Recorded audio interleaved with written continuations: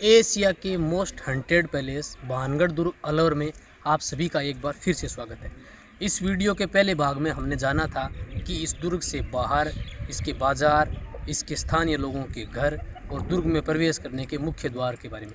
अब अपने इस दुर्ग के अंदर आ चुके हैं।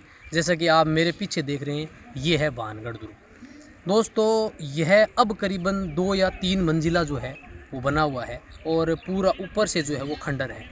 यहाँ अंदर 5-6 प्राचीन करीबन 400 से 500 साल पुराने मंदिर जो हैं वो बने हुए हैं। यह दुर्ग जो है वो 16वीं शताब्दी में बनवाया गया था। दोस्तों, कहते हैं कि यह शाम को 6 बजे के बाद में बंद हो जाता है। 6 बजे के बाद में यहाँ किसी के लिए कोई एंट्री नहीं है। इस दुर्ग के 3 और अरावली पर्वत श्रृंखला जो है वो बनी हुई है और एक तरफ से इसमें प्रवेश करने का स्थान दिया गया है। भानगढ़ का किला मुख्य रूप से तब हाईलाइट में आया था, सरकार की गाइडलाइंस को ध्यान में नहीं रखते हुए दिल्ली से एक बार यहाँ कोई टीम आई थी छात्रों की, और वो कहते हैं कि पीछे के भाग से दुर्ग के अंदर प्रवेश कर गए थे और यहाँ रात में रुकने के लिए। कहते हैं कि जब सुबह यहाँ के गाइड वगैरह ने दुर्ग को खोला और अंदर गए तो यहाँ उनकी लाशें जो हैं वो पाई गई थी। इस बात को करीबन 1 शताब्दी बीत गई है। उसके बाद में भारतीय पुरातत्व विभाग ने यहाँ काफ़ी सटीकता कर दी है, लेकिन फिर भी कई लोग जो हैं वो आज भी इसके अंदर आते हैं। जब भी आप भानगढ़ दुर्ग में आते हैं तो आप अपनी सुरक्षा जो है वो स्वयं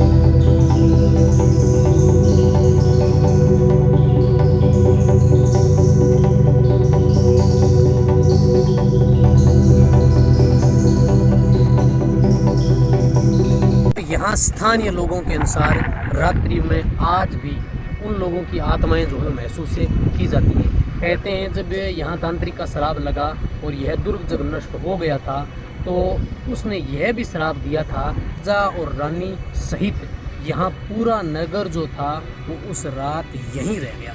जितने लोग यहाँ से निकल पाए वो यहाँ से निकल गए, लेकिन कहते हैं कि करीबन उस समय इस गांव की जनसंख्या जो थी वो 10,000 के करीबन थी, जिनमें से कुछ लोग ही यहाँ से निकल पाए थे, बाकी यहीं इसी दुर्ग में रह गए थे, जिनकी जो आत्मा आज भी यहाँ इस दुर्ग के अंदर हैं। स्थानीय लोगों के अनुसार आज भी यहाँ रात में आवाज़ें आती हैं। अब अपने भानगढ़ दुर्ग के अंदर चलते हैं। दोस्तों, ये जो आपको सामने दिखाई दे रहा है ये दुर्ग के अंदर प्रवेश करने का मुख्य द्वार है। हालांकि इससे पहले भी 3 या 4 द्वार जो हैं वो बने हुए हैं। ये दुर्ग में प्रवेश करने का मुख्य द्वार है और आप जैसा कि देख सकते हैं यह करीबन आज भी 3 मंजिला या 4 मंजिला बना हुआ है। हालांकि इसकी पूरी छत जो है वो खंडर बन चुकी है। दोस्तों, इस दुर्ग के अंदर आज भी कुछ पॉइंट ऐसे बने हुए हैं जिनको कभी भी एक्सप्लोर नहीं किया गया। अपने इस दुर्ग का कोना कोना देख कर आएंगे। हालांकि इस दुर्ग के अंदर कुछ खुफिया सुरंग और गुफाएं भी बनी हुई हैं और महल के अंदर कुछ भाग ऐसा है जहां कोई भी जाने की हिम्मत नहीं करता है। तो आइए दोस्तों, अब अपने चलते हैं दुर्ग के अंदर की ओर और पूरे दुर्ग का जो दृश्य है वो देखते हैं। आइए मेरे साथ।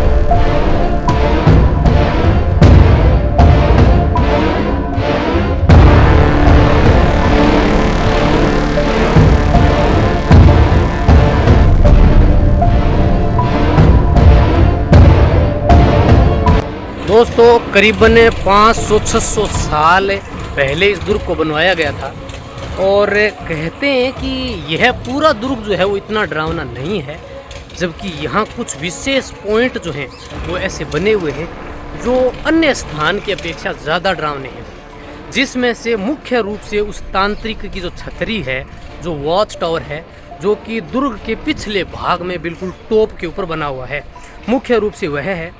और एक यहाँ शिव मंदिर के बगल में एक तालाब बना हुआ है जो यहाँ 100 पैलेस की लिस्ट में टॉप में है। इसके अलावा भी करीबन 2 या 3 पॉइंट महल के अंदर बने हुए हैं जो कि खुफिया हैं, यहाँ आम लोग नहीं जाते हैं, जिसके अंदर भी अपने जाएंगे, जो कि यहाँ के मोस्ट 100 पैलेस की सूची में आते हैं। तो आइए दोस्तों अपने दुर्ग के अंदर चलते हैं और उन सभी स्थानों को अपने देखते हैं।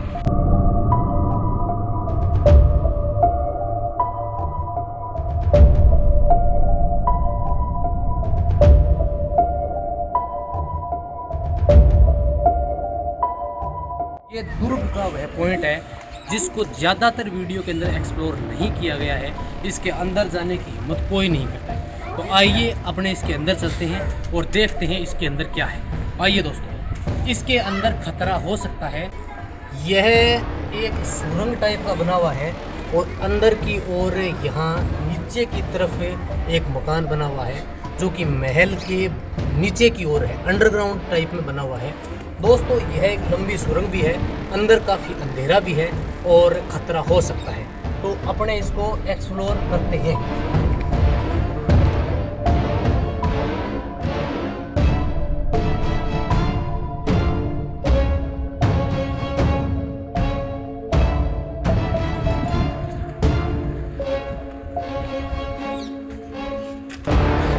दोस्तों इसके अंदर करीबन 2 मकान बने हुए हैं जो अंडरग्राउंड बने हुए हैं और यहाँ अंदर इतना घना अंधेरा है कि कैमरे में कुछ भी कैद करना पाना संभव नहीं है।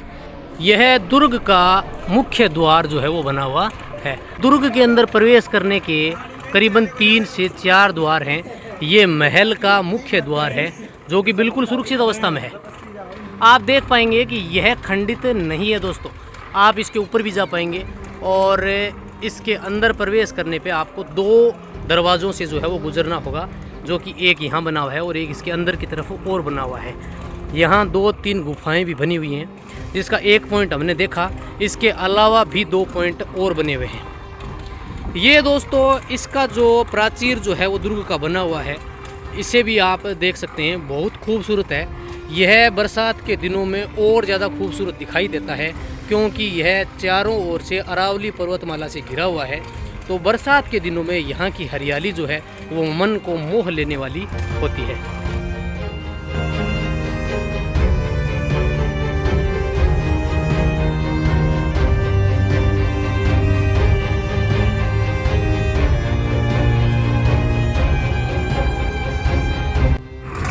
तो आइए अपने दुर्ग के अंदर की तरफ चलते हैं। यहाँ जब आप इस दुर्ग के मुख्य द्वार में प्रवेश करेंगे तो बिल्कुल आगे की ओर एक बरामदा जो है वो, एक दरवाज़ा जो है वो और बना हुआ है। और यहाँ जो है वो उस समय चौकसी सुरक्षा की दृष्टि से जो है वो ये बरामदा जो है वो बनाया गया था। यहाँ में महल में जब भी कोई प्रवेश करता था तो यहाँ पहले उसकी सुरक्षा की जाँच की जाती थी। इसके अंदर बिल्कुल आप देख पाएंगे।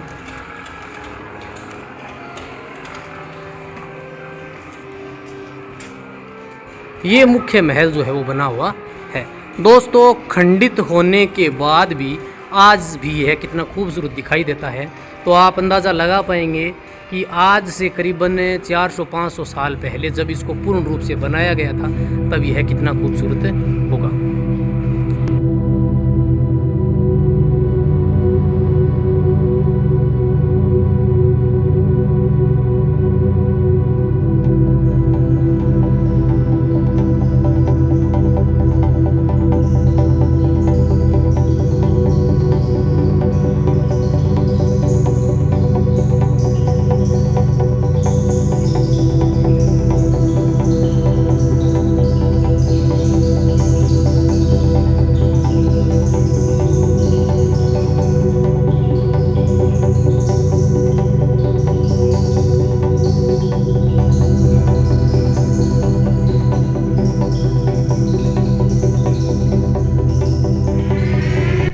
ये दुर्ग के अंदर प्रवेश करने का मुख्य मार्ग है। जी हाँ, लंबी सीढ़ियाँ जो हैं वो बनी हुई हैं, जो कि यह बताती हैं कि यह महल जो है वो कितना ऊंचा बना हुआ है। और यहाँ अंदर की ओर आप देखेंगे कि एक लंबा बरामदा जो है वो बना हुआ है।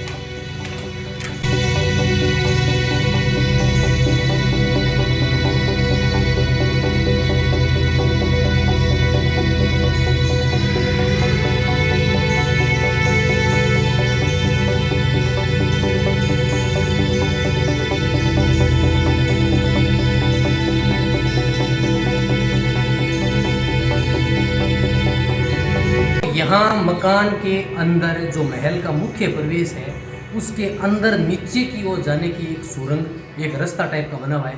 तो आइए अपने उसको देखते हैं कि वो कितना अंदर तक जाता है। मैं आपको यकीन दिलाता हूँ कि यहाँ अंदर तक आपको आज तक कोई नहीं लेके गया था। ये खतरनाक हो सकता है। तो आइए अपने प्रयास कर लेते हैं। यहाँ काफ़ी अंधेरा है दोस्तों, लेकिन फिर भी अपने प्रयास करते हैं।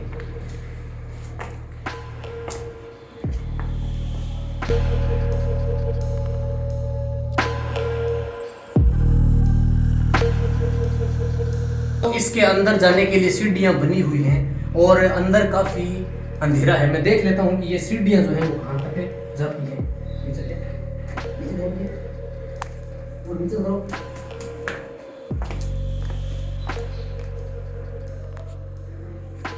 जी हाँ दोस्तों, अंदर नीचे की ओर एक मकान बना हुआ है और उस मकान के अंदर नीचे की ओर जाने के लिए भी सीढ़ियां बनी हुई है। हालांकि इससे आगे जाना खतरनाक हो सकता है, अतः अपने यहाँ से आगे नहीं जाएंगे। और ये देखने में बिल्कुल नया है, यहाँ ऐसा पहले कभी भी देखने को नहीं मिला है। प्रयास करता हूँ, ये काफ़ी जो है वो डरावना सा फील हो रहा है। दोस्तों, ये जो एक छोटा सा मकान मुझे दिखाई दे रहा है, इसके अंदर भी नीचे जाने की सीढ़ियाँ जो हैं वो मुझे दिखाई दे रही हैं। नीचे से हालांकि ये बंद है, लेकिन अंदर जाने की इसमें सीढ़ियाँ और बनी हुई हैं।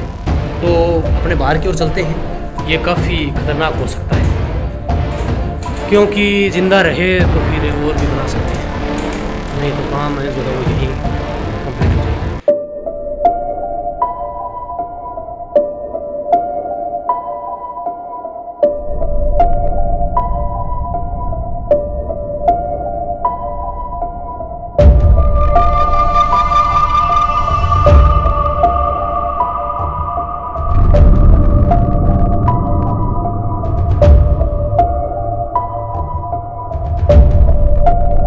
आप जैसा कि पीछे देख सकते हैं, ये महल का मुख्य भाग है जो अपनी उस समय की कहानी जो है वो बयां कर रहा है।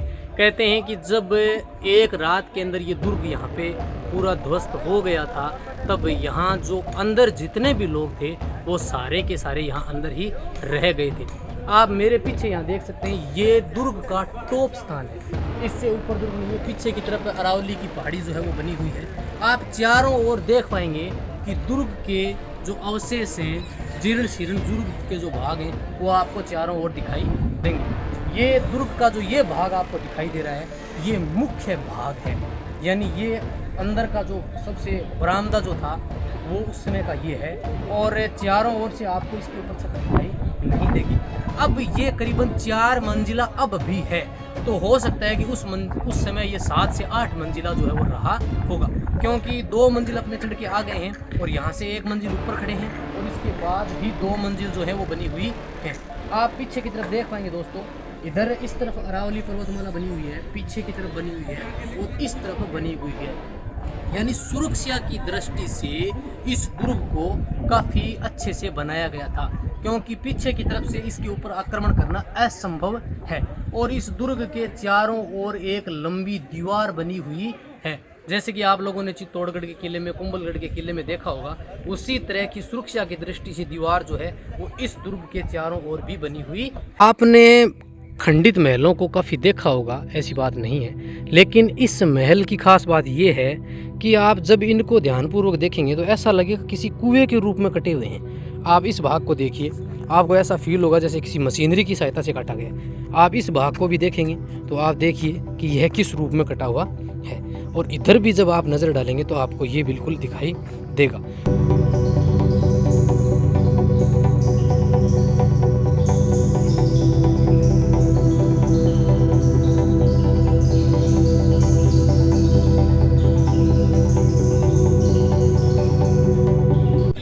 दुर्ग जो है वो ज़मीन से काफ़ी ऊंचाई के ऊपर बना हुआ है।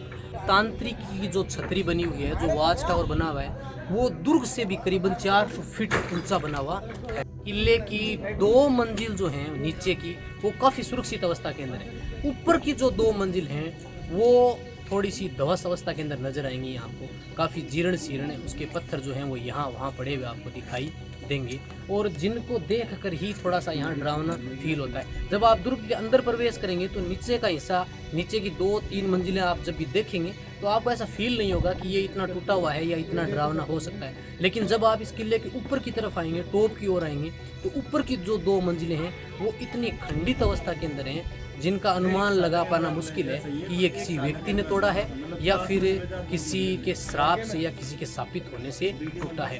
दोस्तों, यहाँ का जो बाजार है वो कुछ इस तरह से टूटा हुआ है जैसे किसी ने तलवार से किसी को बराबर भागों के अंदर काटा है। यानी पूरा बाजार और पूरे घर जो हैं वो बिल्कुल एक श्रेणी के अंदर कटे हुए हैं, जिनकी दीवारें जो हैं बिल्कुल सभी की बराबर आपको दिखाई देंगी।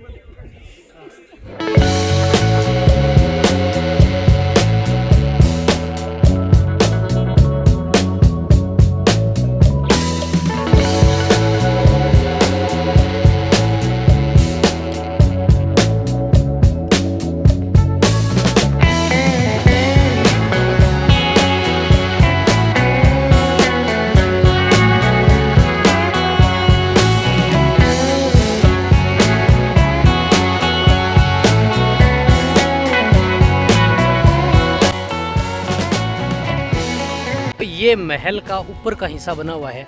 अब अपने महल के ऊपर के भाग में आए हैं। यहाँ से मेरे ऊपर अरावली पर्वतमाला है और ये दुर्ग का टॉप हिस्सा है। आप जैसा कि पीछे की तरफ देख पाएंगे दोस्तों, मुख्य महल के अंदर यहाँ एक प्राचीन मंदिर भी बना हुआ है और बहुत सारे कक्ष जो है वो बने हुए हैं। अंदर यहाँ राजा का, रानी का, सबके महल जो है वो बने हुए हैं। और जैसा कि मैंने आपको पहले भी बताया, दुर्ग के नीचे का हिस्सा काफ़ी सुरक्षित अवस्था में है और ऊपर के जर्जर हिस्से को देखकर आपको पता चल जाएगा कि यह कितना डरावना है।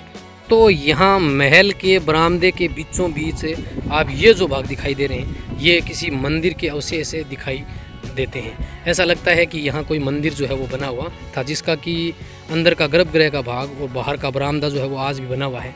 ये मंदिर के अंदर का मुख्य प्रांगण रहा होगा और इसके चारों ओर आप महल के अवशेष जो हैं वो देख पाएंगे, जो कि खंडित अवस्था के अंदर हैं।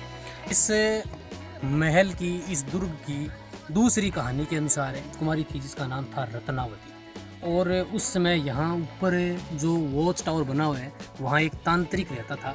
कहते हैं कि उस तांत्रिक की रत्नावती के ऊपर दृष्टि रहती थी। वो रत्नावती को कैसे न कैसे प्राप्त करना चाहता था। तो कहते हैं कि उसने अनेक प्रयास किए, लेकिन वो रत्नावती को प्राप्त जो है वो नहीं कर पाया। तो उसने एक बार जब रत्नावती यहाँ बाजार गई हुई थी तो उसकी दासी को तंत्र मंत्र की सहायता से एक ऐसा तेल दिया, जो ऐसा इत्र दिया या तेल दिया जो किसी के ऊपर डालने से वह उसकी तरफ आ जाता है। तो कहते हैं कि रत्नावती जो है वो बहुत समझदार भी थी। तो जब रत्नावती को दासी ने यह इत्र जो है वो दिया तो रत्नावती समझ गई इस बात को और उसने, कहते हैं कि एक बड़े पत्थर के ऊपर उस इत्र की शीशी को फेंक दिया। तो कहते हैं कि वो पत्थर जो है वो उस तांत्रिक की तरफ चलने लगा। तब तांत्रिक को यह आभास हो गया कि मेरा विनाश जो है वो करीब आ गया है। तभी कहते हैं कि तांत्रिक ने इस पूरे दुर्ग को शापित किया और श्राप दिया कि यह रातों रात नष्ट हो जाएगा। उसने समय दिया था कि कल इतने बजे तक जो है वो यह पूरा दुर्ग जो है वो नष्ट हो जाएगा। जो यहाँ रहेगा वो यहाँ से वापस नहीं निकल पाएगा। कहते हैं कि यहाँ से कुछ लोग ही जो हैं वो यहाँ से निकल पाए थे। यह पूरा गांव जो है वो करीबन हज़ारों की संख्या में, कहते हैं कि उस समय यहाँ करीब 10,000 लोग जो थे उनमें से कुछ लोग यहाँ से निकल पाए थे और सुबह होते होते यह पूरा दुर्ग जो है वो खंडहर बन चुका था। और जो लोग यहाँ रह गए उनकी आत्माएं जो हैं वो आज भी यहाँ निवास करती हैं।